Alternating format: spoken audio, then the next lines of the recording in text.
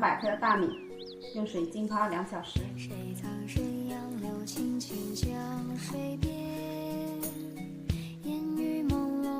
泡好的大米洗一下，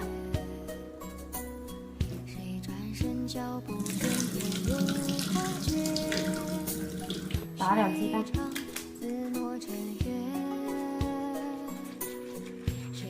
搅散，倒入300毫升牛奶，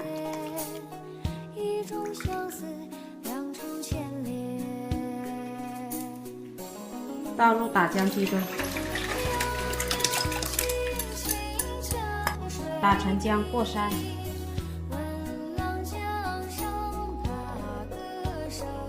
放适量的糖，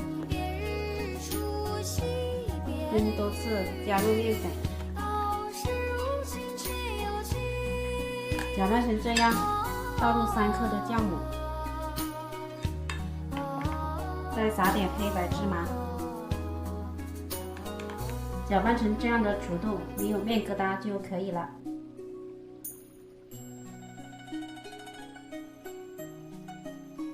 盖上盖子，发酵1小时。面糊发酵好，搅动一下，抬起大气罐，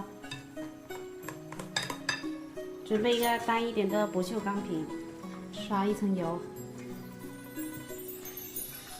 将面糊倒进来，撒点花生碎，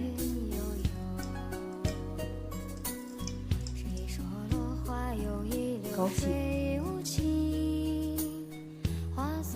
表面再撒多1层芝麻，上锅蒸15分钟，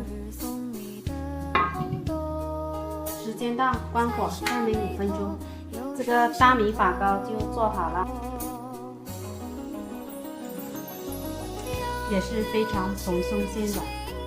喜欢的朋友可以在家试一下。